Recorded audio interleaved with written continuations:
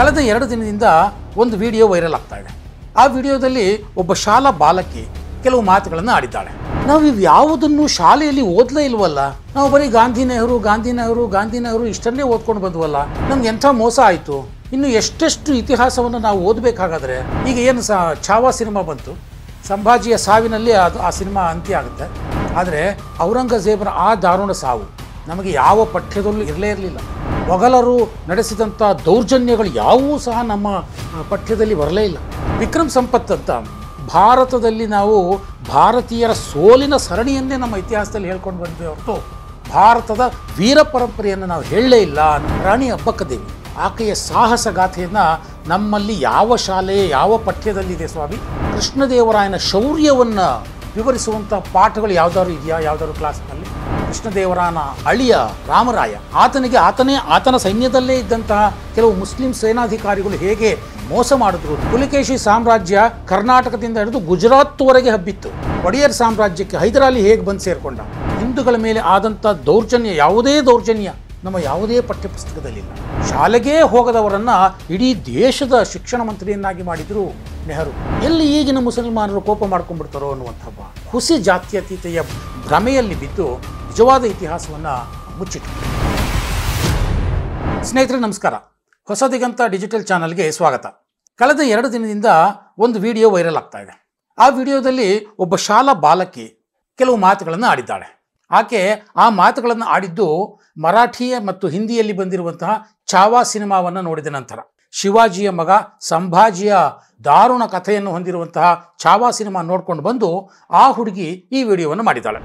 Cinema emotional cinema because but that's not the point. And then evolved varaku naaku teliyadu Shivaji had a son called Sambhaji, and Sambhaji chaala kashtapaddaru, torture chesaru Aurangzeb and Mughals. Idantha naaku teliyadu because they never taught us about this in school or in textbooks. Endukante na first class nunchi all I learned was about British and Gandhiji eppudu ente because I am pissed. Ippudu idantha about our Hindu rulers nenu ilanti cinema chusi nerchukovala. Nenu nerchukunnanu. I also respect the Indian revolution a lot, but that's not the point. Now nenu first class nenu nerchukuntunna ade until 7th class, and ee year 9th class maaku em nerpicharu telsa about French revolution, Russian revolution, vere deshallo jarigina revolutions nerpicharu. But ippudu varaku cholas anna Marathas gurinchi anna nenu ippudu varaku aithe na text book lo naaku pere inputledu. akkada alaga Britishers vachinappudu Chola kingdom take over chesaru, Maratha kingdom take over chesaru ani maatrame naaku nerchukovalanu undi. This is our Indian history, it is our culture. They were Hindus. They never taught us about the own Hindus that ruled our world and our land. Why haven't I not learned about Cholas and Marathas? There is nothing in history that I watched in the movies right now. ಆ ಹುಡುಗಿ ಹೇಳಿರೋ ಪ್ರಕಾರ ನಾವು ಇವು ಯಾವುದನ್ನು ಶಾಲೆಯಲ್ಲಿ ಓದಲೇ ಇಲ್ವಲ್ಲ, ನಾವು ಬರೀ ಗಾಂಧಿ ನೆಹರು ಇಷ್ಟನ್ನೇ ಓದ್ಕೊಂಡು ಬಂದ್ವಲ್ಲ, ನಮ್ಗೆ ಎಂಥ ಮೋಸ ಆಯಿತು, ಇನ್ನು ಎಷ್ಟೆಷ್ಟು ಇತಿಹಾಸವನ್ನು ನಾವು ಓದಬೇಕಾಗಾದ್ರೆ, ಯಾವ್ಯಾವೆಲ್ಲ ಇತಿಹಾಸವನ್ನು ಮುಚ್ಚಿಡಲಾಗಿದೆ, ಎಂತೆಂಥ ಇತಿಹಾಸವನ್ನು ನಾವು ಓದೋಕ್ಕಾಗಲೇ ಇಲ್ವಲ್ಲ, ನಮ್ಮ ಸ್ಕೂಲಲ್ಲಿ ಏನೂ ಕಲಿಸ್ಲೇ ಇಲ್ವಲ್ಲ ಅನ್ನುವಂಥ ಮಾತನ್ನು ಆ ಹುಡುಗಿ ಆಡಿದ್ದಾಳೆ. ನಿಜಕ್ಕೂ ಈ ಬಗ್ಗೆ ಸಾಕಷ್ಟು ದಿನಗಳಿಂದ ಚರ್ಚೆ ಆಗ್ತಾನೆ ಇದೆ. ಭಾರತೀಯ ಶಾಲಾ ಮಕ್ಕಳ ಪಠ್ಯದಲ್ಲಿರಬೇಕಾದಂಥ ಪಾಠಗಳು ಯಾವ್ಯಾವು ಅಂತ ನೀವು ಪಟ್ಟಿ ಮಾಡೋದಾದರೆ ನೂರಾರು ಪಾಠಗಳನ್ನು ನಾವು ಓದೇ ಇಲ್ಲ ಶಾಲೆಯಲ್ಲಿ. ಈಗಿನ ಮಕ್ಕಳಷ್ಟೇ ಅಲ್ಲ, ನಮ್ಮ ಕಾಲದಿಂದಲೂ ಅಷ್ಟೇ. ಈಗ ಏನು ಛಾವಾ ಸಿನಿಮಾ ಬಂತು, ಸಂಭಾಜಿಯ ಸಾವಿನಲ್ಲಿ ಆ ಸಿನಿಮಾ ಅಂತ್ಯ ಆಗುತ್ತೆ. ಅದಾದ ನಂತರದಲ್ಲಿ ಆ ಸಾವಿಗೆ ಕಾರಣನಾದಂಥ ಔರಂಗಜೇಬನನ್ನು ಅದೇ ಸಂಭಾಜಿಯ ಮುಂದಿನ ಸಂತಾನ ಸಂತಾಜಿ, ದಾನಾಜಿ ಅವರು ಹೇಗೆ ಅಟ್ಟಾಡಿಸಿ ಕೊಂದ್ರು ಅನ್ನುವಂಥ ಒಂದು ಇತಿಹಾಸ ಇದೆ ಸ್ನೇಹಿತರೆ. ಅದು ಆ ಸಿನಿಮಾದಲ್ಲಿ ಇಲ್ಲ.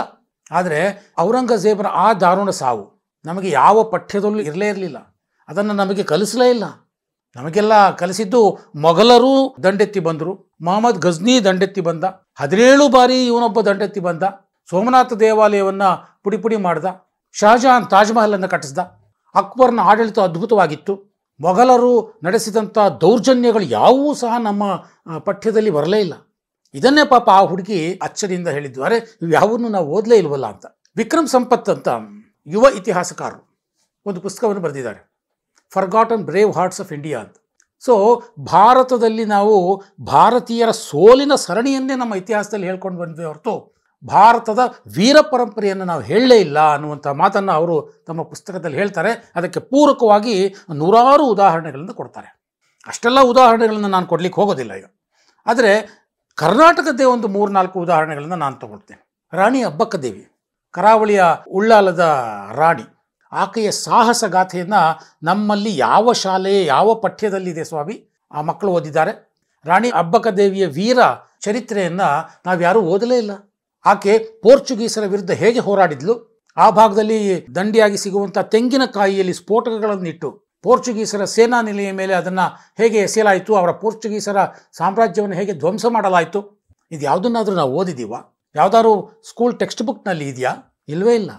ಪೋರ್ಚುಗೀಸರು ದಂಡೆತ್ತಿ ಬಂದರು ಅಂತ ಇದೆ ಹೊರತು ಪೋರ್ಚುಗೀಸರು ಹೇಗೆ ರಾಣಿ ಅಬ್ಬಕ್ಕದೇವಿಯಿಂದ ಸೋತರು ಅನ್ನುವಂಥದ್ದು ಇಲ್ಲವೇ ಇಲ್ಲ. ಇನ್ನು ಕರ್ನಾಟಕದ ಹೆಮ್ಮೆಯ ಕೃಷ್ಣದೇವರಾಯ, ಕೃಷ್ಣದೇವರಾಯನ ಕಾಲದಲ್ಲಿ ಚಿನ್ನಾಭರಣಗಳನ್ನು ಬೀದಿಯಲ್ಲಿ ಮಾರ್ತಾ ಇದ್ರು ಅನ್ನುವಂಥ ಒಂದೇ ಒಂದು ಲೈನ್ ಬಿಟ್ಟರೆ ಅದಾದ ನಂತರದಲ್ಲಿ ನಮಗೆ ಸಿಗೋದೆಲ್ಲ ಹಾಳು ಹಂಪೆ ಹಾಳು ಹಂಪೆ ಹಾಳು ಹಂಪೆ ಅನ್ನುವಂಥದ್ದೇ. ಆದರೆ ಕೃಷ್ಣದೇವರಾಯನ ಶೌರ್ಯವನ್ನು ವಿವರಿಸುವಂಥ ಪಾಠಗಳು ಯಾವುದಾದ್ರು ಇದೆಯಾ ಯಾವುದಾದ್ರು ಕ್ಲಾಸ್ನಲ್ಲಿ? ಅದೇ ಕೃಷ್ಣದೇವರಾಯ ಹೇಗೆ ಆದಿಲ್ ಶಾಹಿ ದೊರೆಗಳನ್ನು ತನ್ನ ಹದ್ದುಬಸ್ತಿನಲ್ಲಿ ಇಟ್ಕೊಂಡಿದ್ದ, ಕೃಷ್ಣದೇವರಾಯ ಅಂದರೆ ಅವರು ಹೇಗೆ ಹೆದರಿ ಗಡಗಡ ನಡುಗ್ತಾ ಇದ್ದರು, ಒಂದಾದರೂ ಸಾಲಿದೆಯಾ? ಇಲ್ಲವೇ ಇಲ್ಲ. ಅದಾದ ನಂತರದಲ್ಲಿ ಬಂದಂಥ ಕೃಷ್ಣದೇವರಾಯನ ಅಳಿಯ ರಾಮರಾಯ, ಆತನ ಸೈನ್ಯದಲ್ಲೇ ಇದ್ದಂತಹ ಕೆಲವು ಮುಸ್ಲಿಂ ಸೇನಾಧಿಕಾರಿಗಳು ಹೇಗೆ ಮೋಸ ಮಾಡಿದ್ರು, ದ್ರೋಹ ಮಾಡಿದ್ರು, ಅದರಿಂದ ರಾಮರಾಯ ಹೇಗೆ ಸೋತು ಓಡಿ ಹೋಗಬೇಕಾಯಿತು. ಇದು ವಾಸ್ತವ ಸತ್ಯ. ಇದನ್ನು ನಮ್ಮ ಯಾವುದಾದ್ರೂ ಹಿಸ್ಟ್ರಿ ಪುಸ್ತಕದಲ್ಲಿದೆಯಾ, ಯಾವುದಾದ್ರೂ ಶಾಲಾ ಪಠ್ಯದಲ್ಲಿದೆಯಾ? ಇಲ್ಲವೇ ಇಲ್ಲ. ಇನ್ನು ನಮ್ಮ ಹೆಮ್ಮೆಯ ಇಮ್ಮಡಿ ಪುಲಿಕೇಶಿ ಸಾಮ್ರಾಜ್ಯ ಕರ್ನಾಟಕದಿಂದ ಹಿಡಿದು ಗುಜರಾತ್ವರೆಗೆ ಹಬ್ಬಿತ್ತು. ಎಷ್ಟು ದೊಡ್ಡ ಸಾಮ್ರಾಜ್ಯವನ್ನು ಕಟ್ಟಿದ್ವಿ ನಾವೇ ಕನ್ನಡಿಗರು. ಇದನ್ನು ನಾವೆಲ್ಲಾದರೂ ಪಾಠದಲ್ಲಿ ಓದ್ತೀವ? ಇದು ಯಾವುದನ್ನು ನಾವು ಓದಲೇ ಇಲ್ಲ. ಇನ್ನು ಈ ಕಡೆಗೆ ಬಂದರೆ ಒಡೆಯರ್ ಸಾಮ್ರಾಜ್ಯಕ್ಕೆ ಹೈದರಾಲಿ ಹೇಗೆ ಬಂದು ಸೇರಿಕೊಂಡ, ಅದಾದ ನಂತರದಲ್ಲಿ ಒಡೆಯರ್ ಸಾಮ್ರಾಜ್ಯವನ್ನು ಮೂಲೆಗುಂಪು ಮಾಡಿ ಆತನೇ ಹೇಗೆ ಸಾಮ್ರಾಜ್ಯದ ಚುಕ್ಕಾಣಿ ಹಿಡಿದ, ಒಡೆಯರ್ ರಾಜರನ್ನು ಕೈಗೊಂಬೆಯನ್ನಾಗಿ ಹೇಗೆ ಮಾಡಿಕೊಂಡ, ಇದೇನಾದರೂ ನಮ್ಮ ಪಠ್ಯದಲ್ಲಿದೆಯಾ? ಇವ್ಯಾವೂ ನಮ್ಮ ಪಠ್ಯದಲ್ಲಿಲ್ಲ. ಹೈದರಾಲಿ ರಾಜನಾಗಿದ್ದ, ಟಿಪ್ಪು ಸುಲ್ತಾನ್ ರಾಜನಾಗಿದ್ದ, ಮೈಸೂರು ಹುಲಿ ಅಂತ ಬಿರುದು ತಗೊಂಡ, ಇದನ್ನು ಓದ್ತೀವೇ ಹೊರತು ಇತಿಹಾಸದ ಮತ್ತೊಂದು ಮುಖವನ್ನು ಹಾಗೆಯೇ ಮುಚ್ಚಿಟ್ಬಿಟ್ರು ಸ್ನೇಹಿತರೆ. ಅಷ್ಟೊಂದು ಹಿಂದಕ್ಕೆ ಹೋಗೋದು ಬೇಡ. ಸ್ವಾತಂತ್ರ್ಯದ ಸ್ವಲ್ಪ ಪೂರ್ವದಲ್ಲಿ ಖಿಲಾಫತ್ ಚಳುವಳಿಯ ಸಂದರ್ಭದಲ್ಲಿ ಕೇರಳದ ಮಲಬಾರ್ನಲ್ಲಿ ಮೋಪ್ಲಾ ದಂಗೆ ಆಯಿತು, ಸಾವಿರಾರು ಹಿಂದೂಗಳ ಮಾರಣ ಹೋಮ ಆಯಿತು. ಅದನ್ನು ನಾವು ಯಾವತ್ತಾದರೂ ಪಠ್ಯದಲ್ಲಿ ಸೇರಿಸಿದೀವ, ಓದಿದೀವ? ಹಿಂದೂಗಳ ಮೇಲೆ ಆದಂಥ ದೌರ್ಜನ್ಯ, ಯಾವುದೇ ದೌರ್ಜನ್ಯ ನಮ್ಮ ಯಾವುದೇ ಪಠ್ಯಪುಸ್ತಕದಲ್ಲಿಲ್ಲ.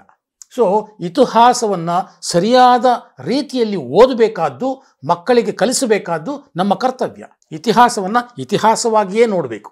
ಹಿಂದೆ ಯಾರೋ ರಾಜರು ಮಾಡಿದ್ದನ್ನು ಈಗಿನ ಅವರ ಧರ್ಮದವರೆಗೆ ಹೊಣೆಗಾರರನ್ನಾಗಿ ಮಾಡೋದು ಸರಿಯಲ್ಲ ಅನ್ನೋದು ನಾನು ಖಂಡಿತ ಒಪ್ತೇನೆ. ಆದರೆ ಇತಿಹಾಸವನ್ನು ವಾಸ್ತವ ದೃಷ್ಟಿಯಲ್ಲಿ ನೋಡಬೇಕಲ್ವಾ? ಇತಿಹಾಸಕ್ಕೆ ಜಾತ್ಯತೀತತೆಯ ಬಣ್ಣವನ್ನು ಬಳಿದು ನೋಡೋದ್ರಿಂದ ನಮ್ಮದೇ ಇತಿಹಾಸ, ನಮ್ಮದೇ ವೀರೋಚಿತ ಇತಿಹಾಸವನ್ನು ನಮ್ಮ ಮಕ್ಕಳು ಕಲೀಲಿಲ್ಲ. ಯಾವುದೋ ಫ್ರೆಂಚ್ ರೆವಲ್ಯೂಷನ್ ಅಂತೆ, ರಷ್ಯನ್ ರೆವಲ್ಯೂಷನ್ ಅಂತೆ, ಕಮ್ಯುನಿಸಮ್ ಅಂತೆ, ಇದನ್ನು ಹೈಸ್ಕೂಲ್ ಮಕ್ಕಳಿಗೆ ಕಲಿಸ್ತಾರೆ. ಆದರೆ ನಮ್ಮದೇ ಇತಿಹಾಸವನ್ನು ಕಲಿಸೋದಿಲ್ಲ. ಸ್ವತಂತ್ರ ಭಾರತದಲ್ಲಿ ನೆಹರು ಪ್ರಣೀತ ಶಿಕ್ಷಣ ನೀತಿ ಹೀಗಾಗಿದೆ ಸ್ನೇಹಿತರೆ. ವಿಪರ್ಯಾಸ ನೋಡಿ. ಸ್ವತಂತ್ರ ಭಾರತದ ಮೊಟ್ಟ ಮೊದಲ ಶಿಕ್ಷಣ ಸಚಿವ ಮೌಲಾನಾ ಅಬುಲ್ ಕಲಾಂ ಆಜಾದ್ ಅವರು ನಮ್ಮ ಸಾಂಪ್ರದಾಯಿಕ ಶಿಕ್ಷಣವನ್ನು ಪಡೆದೇ ಇಲ್ಲ, ಶಾಲೆಗೆ ಹೋಗಿಲ್ಲ. ಅವರು ಓದಿದ್ದೆಲ್ಲವೂ ಇಸ್ಲಾಂ ಧಾರ್ಮಿಕ ಅಂಶಗಳನ್ನು. ಅವರು ಒಬ್ಬರು ಇಸ್ಲಾಂ ವಿದ್ವಾಂಸ. ಶಾಲೆಗೇ ಹೋಗದವರನ್ನು ಇಡೀ ದೇಶದ ಶಿಕ್ಷಣ ಮಂತ್ರಿಯನ್ನಾಗಿ ಮಾಡಿದರು ನೆಹರು. ಅದಾದ ನಂತರದಲ್ಲಿ ಹಲವಾರು ಶಿಕ್ಷಣ ಸಚಿವರು ಬಂದರು, ಅದು ಯಾವುದನ್ನು ಸರಿಪಡಿಸೋದಕ್ಕೆ ಹೋಗಲೇ ಇಲ್ಲ. ಇದಾದ ನಂತರದಲ್ಲಿ ಹುಮಾಯೂನ್ ಕಬೀರ್, ಫಕ್ರುದ್ದೀನ್ ಅಲಿ ಅಹಮದ್, ಸೈಯದ್ ನೂರುಲ್ ಹಸನ್ ಇವರೆಲ್ಲ ಶಿಕ್ಷಣ ಮಂತ್ರಿ ಆದರು. ಇವರ್ಯಾರೂ ಇತಿಹಾಸವನ್ನು ಸರಿಪಡಿಸುವ ಗೋಜಿಗೆ ಹೋಗಲೇ ಇಲ್ಲ. ಇವರಷ್ಟೇ ಅಲ್ಲ, ಸಿದ್ಧಾರ್ಥ ಶಂಕರರಾಯ ಆಗಿದ್ದರು, ಅನೇಕ ಜನ ಆದರು. ಹಿಂದೂಗಳು, ಮುಸ್ಲಿಮರು, ಧರ್ಮಾತೀತವಾಗಿ ಎಲ್ಲರೂ ಆದರು. ಯಾರೂ ಕೂಡ ಈ ಇತಿಹಾಸದ ತಪ್ಪುಗಳನ್ನು ಸರಿಪಡಿಸಲಿಕ್ಕೆ, ತಪ್ಪುಗಳು ಬಿಡಿ, ಇತಿಹಾಸದ ಸತ್ಯವನ್ನು ಹೇಳೋದಕ್ಕೆ ಧೈರ್ಯ ತೋರಲಿಲ್ಲ. ಎಲ್ಲಿ ಈಗಿನ ಮುಸಲ್ಮಾನರು ಕೋಪ ಮಾಡ್ಕೊಂಡ್ಬಿಡ್ತಾರೋ ಅನ್ನುವಂಥ ಹುಸಿ ಜಾತ್ಯತೀತೆಯ ಭ್ರಮೆಯಲ್ಲಿ ಬಿದ್ದು ನಿಜವಾದ ಇತಿಹಾಸವನ್ನು ಮುಚ್ಚಿಟ್ಬಿಟ್ರು. ಸೊ ಆ ಬಾಲಕಿಯ ಆ ವಿಡಿಯೋದಲ್ಲಿ ಪಾಪ ಆಕೆಯ ಒಂದು ಅಸಮಾಧಾನ, ಆಕೆಯ ನಿರಾಸೆ ಎದ್ದು ಕಾಣುತ್ತೆ. ಇವತ್ತಿನ ನಮ್ಮ ಶಾಲಾ ಮಕ್ಕಳಲ್ಲಿ ಬಹುತೇಕ ಮಕ್ಕಳ ಮನಸ್ಥಿತಿ ಬಹುಶಃ ಇದೇ ಆಗಿದೆ. ಈಗ ಕಾಲ ಬದಲಾಗಿದೆ. ಭಾರತದ ನಿಜವಾದ ಇತಿಹಾಸವನ್ನು ತಿಳಿದುಕೊಂಡು ಆ ಮೂಲಕ ಪ್ರೇರಣೆ ಪಡೆಯುವಂತಹ ಮತ್ತೆ ಸಮೃದ್ಧ ಭಾರತವನ್ನು ಕಟ್ಟುವಂತಹ ಒಂದು ಸ್ಥಿತಿ ನಿರ್ಮಾಣ ಆಗಿದೆ. ಆ ಮೂಲಕ ನಮ್ಮ ಮಕ್ಕಳಿಗೆ ಸರಿಯಾದ ಶಿಕ್ಷಣ ಸಿಗಬೇಕಾಗಿದೆ, ಸರಿಯಾದ ಇತಿಹಾಸ ತಿಳಿಬೇಕಾಗಿದೆ.